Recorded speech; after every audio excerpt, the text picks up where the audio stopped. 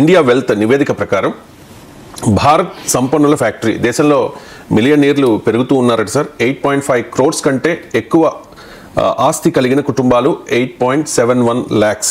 2021తో పోలిస్తే 90% హైక్ ఉందట సార్. ముంబై, ఢిల్లీ, బెంగళూరులోనే ఎక్కువ బంగారం షేర్లు, భూములపై పెట్టుబడులు పెడుతూ ఉన్నారు అంటూ బెంజ్ హురూన్ ఇండియా వెల్త్ నివేదిక సార్. 140 కోట్ల మంది జనాభా, కోటీశ్వర్లు కోటి మంది ఉండొచ్చేమో బహుశా. సో ఈ నివేదిక ప్రకారం ఏదో భారత్ సంపన్న దేశం అన్నట్టుగా అనుమానం ఏంటి? ఏం కూడా సంపన్నులు ఉన్నారు. సంపన్న దేశం వేరు, సంపన్నులు వేరు. రెండింటి మధ్య తేడా ఉంది. మీకు కోటీశ్వరులు అన్న పదానికి ఇప్పుడు అర్థం లేదు. హైదరాబాద్ లో ఒక చిన్న అపార్ట్మెంట్ ఉన్న కోటీశ్వరుడు, అది పాత కాన్సెప్ట్. లక్పతిలో కోటీశ్వరులు అని హైదరాబాద్ లో కాదు, తెలంగాణలో ఒక 3 ఎకరాల భూముల కోటీశ్వరుడు, 2 ఎకరాలు.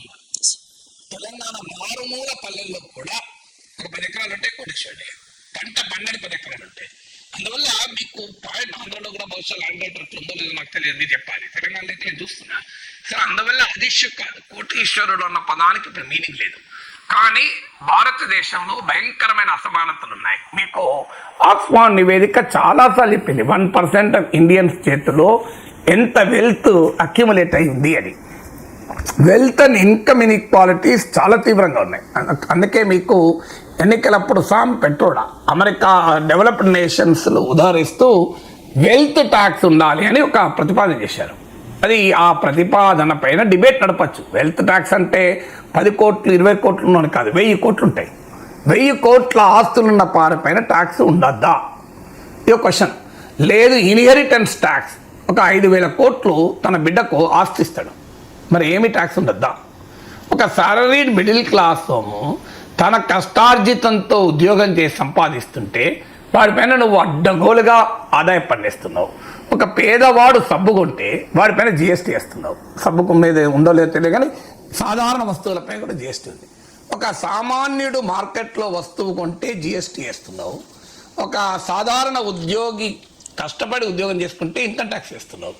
మరి 1000 కోట్ల రూపాయలు ముఖేష్ అంబానీ తన కొడుకు అనంత్ అంబానీకి ఆస్తిస్తే దానిపై ట్యాక్స్ ఉంటుందా? ఇది అన్యాయం కదా. 1000 కోట్లు. నేను వాళ్ళ మీద ఎంత ట్యాక్స్ ఏమంటున్నా? 10% ఏమని అంటలేను, 1%. ఒక 1000 కోట్లు నువ్వు బిడ్డకు, నీ కొడుకు లేదా కూతురుకు ఆస్తి ఇచ్చావు. 1000 కోట్లు ఒక టార్గెట్ పెట్టుకో, 100 కోట్లు పెట్టుకో, 500 కోట్లు పెట్టుకో. 1000 కోట్ల ఆస్తి నువ్వు వారసత్వంగా ఇస్తున్నావు. 1% ఇవ్వు అంటే ఎంత? 10 కోట్లే కదా. 1%కి ఎంత అవుతుంది? జస్ట్ 10 crores అవుతుంది కదా. 1000 కోట్లలో 10 కోట్లు ప్రభుత్వానికి ట్యాక్స్ కట్టి 990 కోట్లు ఇచ్చేసుకో. ఇది ప్రపోజల్. ఈ ప్రపోజల్ పైన మోడీ ఏమన్నాడు తెలుసు? ఎలక్షన్స్ అప్పుడు మీ మంగళసూత్రాన్ని తీసుకెళ్లి ముస్లింలకు ఇస్తుందట కాంగ్రెస్ పార్టీ, మీ అపార్ట్మెంట్లు తీసుకుపోయి ఇస్తారట, మీ పొలం తీసుకుపోయి, మీ ప్లాట్ తీసుకుపోయి ముస్లింలకు ఇస్తారట.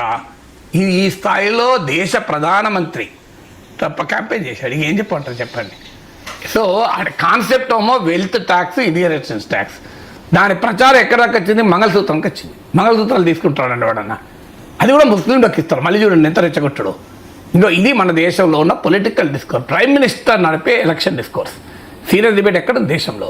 నిజంగానే ఇన్ఈక్వాలిటీస్ ఉన్నాయి. Amartya Sen inequalities are the root cause of poverty అని దేశంలో పేదరికానికి మూలం అసమానతలు అంటాడు. అమర్త్య సేన్ పక్క పెట్టండి. ఇటీవల ఆర్ఎస్ఎస్ స్వదేశీ జాగరణ మంచ్కు సంబంధించిన ఎకనామిక్ భేటీ జరిగింది. 80 మంది హాజరయ్యారు ఢిల్లీలో. దాంట్లో మురళీ మనోహర్ జోషి మాట్లాడుతూ చెప్పాడు, అమర్త్య సేన్ కోట్ చేశాడు. అమర్త్య సేన్ బీజేపీని వ్యతిరేకించే అర్థశాస్త్రవేత్త, బీజేపీకి కూడా అమర్త్య సేన్ని వ్యతిరేకిస్తారు. అమర్త్య సేన్ కోట్ చేస్తూ ఈ జీడిపి లెక్కలతో మోసపోకండి, ప్రజల జీవన ప్రమాణాల గురించి ఆలోచించండి. మీరు గూగుల్లో కొట్టండి, వస్తుంది. Murali Manohar Joshi on quotes Amartya Sen in RSS beat అని. ఎవరు? ఆర్ఎస్ఎస్ సమావేశంలో మురళీ మనోహర్ జోషి మాట్లాడింది, ఇంకా వేరే వాళ్ళు మాట్లాడింది కాదు. మీకు దత్తాత్రేయ హోస్బోలే ఆర్ఎస్ఎస్ నాయకుడు, ఆయన చెప్పిన చెప్తాను, మీరు గూగుల్లో కొట్టండి, అది కూడా వస్తుంది. ఏమన్నాడు?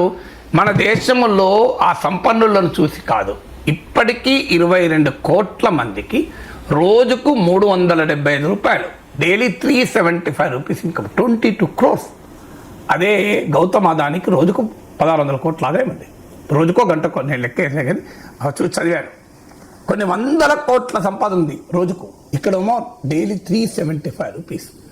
అఫ్కోర్స్ ఇప్పుడు ఆ పత్రికలో ఇచ్చిన డేటా మొబైల్ ఫోన్లను బట్టి పేదలు కాదని అనలేం. ఇవాళ పని మనుషులకు బిచ్చగాళ్ళకు కూడా మొబైల్ ఫోన్ ఉంటుంది. పక్క గుడి దగ్గర ఉన్న బిచ్చగాంతో ఫోన్లో మాట్లాడుతున్నాడు. మా దగ్గర భక్తులు రష్ అయిపోయింది, ఇక రాదు, అక్కడ ఇంకా భక్తులు వస్తున్నాడా, ఇక్కడ వస్తున్నాడు, ఎటువైపు రా అంటే వీడు వెళ్ళిపోయి ఆడగొచ్చుంటున్నాడు. అంత స్థాయిలో నీకు మొబైల్ ఫోన్ వచ్చింది. అందువల్ల ఇవాళ యూపీఐ ట్రాన్సాక్షన్స్ ఛాయ్ తాగేటప్పుడు కూడా డబ్బులు గూగుల్ పేలు ఇస్తున్నారు. అందువల్ల మొబైల్ వాడకం క్రైటీరియా కాదు, స్కూటర్ వాడకం ఉంటుంది, స్కూటర్ వాడకం కూడా క్రైటీరియా కాదు. ఇవాళ పేదవాళ్ళకు కూడా స్కూటర్లు ఉంటున్నాయి. ఒక 1000 రూపాయలు నెలకు 15,000 సంపాదించే వారు కూడా స్కూటర్ లేకపోతే హైదరాబాద్ ఉద్యోగం ఇచ్చేదాడు కదా. ఎందుకంటే ఒక ఉద్యోగానికి పోవాలి అంటే 2 బస్సులు మారాలి, బస్సు ఎప్పుడు వస్తుందో తెలియదు, 1-2 గంటలు పోతుంది, ఉద్యోగం పోతుంది, అది టైం తిరగకపోతే. అందువల్ల 15,000 20,000 వచ్చే ఉద్యోగి కూడా 1,000-2,000 పెట్రోల్కి అయినా మంచి దగ్గర స్కూటర్ మాకు వాళ్ళకి తప్పడం లేదు కదా. అందువల్ల స్కూటరు మొబైల్ ఫోన్ బట్టి పేదరికము సంపన్నులు డిసైడ్ చేయరాదు. కారు కూడా కాదు ఈవెన్ ఇండికేటర్, ఎందుకంటే వాళ్ళ మిడిల్ క్లాస్ కూడా కార్లు ఉంటున్నాయి. సో మిడిల్ క్లాస్ కూడా మా దగ్గర ఆఫీస్ బాయ్ కూడా ఆర్ట్స్ కాలేజీలో కారు వాడేవాడు. ఏమైనా కారు వాడుతున్నా అని ప్రిన్సిపాల్కి లిఫ్ట్ ఇచ్చాడు. ప్రిన్సిపాల్ కారు లేకుండా ఆ రోజుల్లో ఆయన స్కూటర్ మీద వచ్చేవాడు. కొన్నిసార్లు ప్రిన్సిపాల్కి ఫోన్ చేసి, సార్ మీ స్కూటర్ పెట్టండి సార్, మీ ఇంటికి వస్తున్నా, నేను కార్లో పట్టుకొస్తానంటాడు. ఏంటంటే 40,000 50,000 ఆ రోజుల్లో సెకండ్ హ్యాండ్ కారు కొన్నాడు. ఇద్దరే భార్యాభర్తలు, ఒక్కడే కొడుకు. ఏమున్నా సార్ ఇక్కడ కొడుకు కూడా ఉద్యోగం చేస్తాను సార్, ఇక కారు ఉన్నది, అప్పుడప్పుడు వాడుతున్నా అన్నాడు. ఇవాళ చాలా మంది మిడిల్ క్లాసెస్ కూడా కారు మెయింటైన్ చేయగలుగుతున్నారు. 2 టీచర్లు ఉంటే ఖచ్చితంగా కారు ఉంటుంది. అందువల్ల కార్లను కూడా నేను ఇండికేటర్గా తీసుకుంటలేను. But it is a reality. మన దేశంలో 100,000 కోట్లు పోగుపడుతున్నాయి. మనం చూసాం కదా, ముఖేష్ అంబానీ కొడుకు పెళ్లికి 5,000 కోట్లు ఖర్చు పెట్టాడు. అదే బిడ్డ మంగళసూత్రానికి పెసరంత బంగారం కొనలేని కుటుంబాలు చాలా ఉన్నాయి ఈ దేశంలో.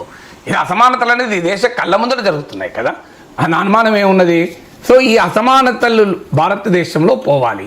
ఇలా జీడిపిలో మన ప్రైమ్ మినిస్టర్ ఎప్పుడు చెప్తుంటాడు చూడు, 4th largest economy, 3rd largest economy అవుతాను. ఎన్నడన్నా చెప్పాడు పర్ క్యాపిటల్ ఇన్కమ్లో ఇండియా ర్యాంక్ ఎంత అని, తలసరి ఆదాయంలో భారతదేశ ర్యాంక్ ఎంత అని ఎప్పుడు చెప్పాడు చూడు మోడీ మీకు.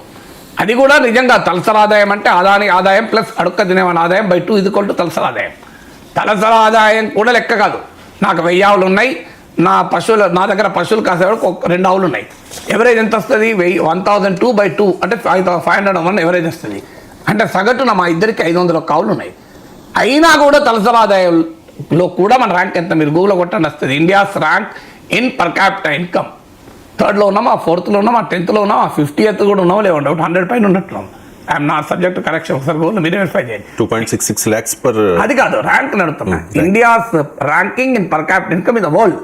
ప్రపంచంలో తలసరి ఆదాయం విషయంలో మన ర్యాంక్ ఎంత అని చూడండి మీరు. 4th లార్జెస్ట్ 3rd లార్జెస్ట్ అని రోజు మాట్లాడే నరేంద్ర మోడీ, మీరు మన ముఖ్యమంత్రులు ప్రధానమంత్రులు ఎందుకని పర్ క్యాపిటల్ ఇన్కమ్లో మన ర్యాంక్ ఎంత అని మాట్లాడరు? హ్యూమన్ డెవలప్మెంట్ ఇండెక్స్, మానవాభివృద్ధి నివేదిక అంటారు.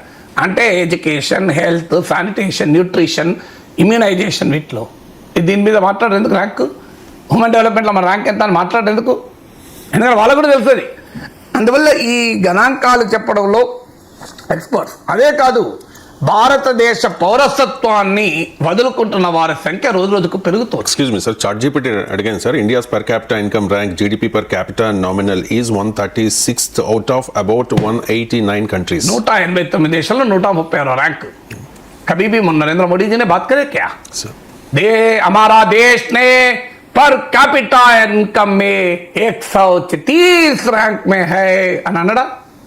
కానీ देखिए भारत ने 4th लार्जेस्ट इकॉनमी बन गया, मैं आशा दिलेगा 3rd లార్జెస్ట్ ఎకానమీ होते అని అంటాడు. కానీ ఎందుకు 136 చెప్పడు? ఏం చెప్పేది కాదు కదా మీరు, ఇట్స్ ఫ్యాక్ట్ కదా. ఎందుకే మోడీ చెప్పాడు అది? మోడీ 3rd లార్జెస్ట్ 4th లార్జెస్ట్లో అదానీలు ఉంటారు, అంబానీలు ఉంటారు. ఈ 136లో సాధారణ ప్రజలు కూడా ఉంటారు.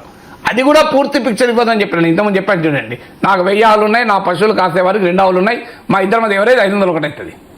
అది కూడా నిజం కాదు. అట్లీస్ట్ దాంట్లో కూడా మన ర్యాంక్ ఎంత? ఇది చెప్తే దేశద్రోహి అవుతారు, యాంటీ నేషనల్, వెంటనే ప్రొఫెషనల్ పెసిమిస్ట్, వృత్తిపరమైన అసంతృప్తి. అది నేను అసంతృప్తితో అనడం లేదు, దేశభక్తితో అంటున్నాను. నా దత్తాత్రేయ హౌస్బేల్ దేశభక్తులు కాదా? నరేంద్ర మోడీ చెప్పగలడు ఆర్ఎస్ఎస్ నాయకుడైన దత్తాత్రేయ హౌస్బేల్ ప్యాట్రియాటిజం లేదు అని, యాంటీ నేషనల్ అర్బన్ నక్సలైటా? దత్తాత్రేయ హౌస్బేల్ అన్న మాట కదా, నేనన్నది కాదు కదా. మీరు గూగుల్లో కొట్టండి వస్తుంది. మురళీ మనోహర్ జోషి అన్న మాట కదా. మురళీ మనోహర్ జోషి బీజేపీ అఖిల భారత అధ్యక్షుడిగా పనిచేసిన ప్రఖ్యాత వ్యక్తి, యూనివర్సిటీ ప్రొఫెసర్గా కూడా పనిచేశాడు. సో ఆయన ఏమంటున్నాడు, అయ్యా ఈ జీడిపి లెక్కలతో కాదు, అది ఇండికేషన్ కాదు, తెలుసుకోండి అని చెప్పి మోడీ ప్రభుత్వాన్ని చెప్తున్నాను. ఆయన ఎవరికి? ఆర్ఎస్ఎస్ శత జయంతి సందర్భంగా జరుగుతున్న సమావేశాలలో ఒక భాగంగా ఎకానమీకి సంబంధించినటువంటి వాళ్ళు 80 మంది కూర్చొని ఆర్ఎస్ఎస్ ఢిల్లీ మీటింగ్లో చర్చలు జరిపారు ఏంటి అని. అందులో మురళీ మనోహర్ జోషి మాట్లాడాడు. సో ఆయన చెప్తున్నాడు కదా, వాళ్ళు ఏం అర్బన్ నక్సలైట్లు కాదు కదా.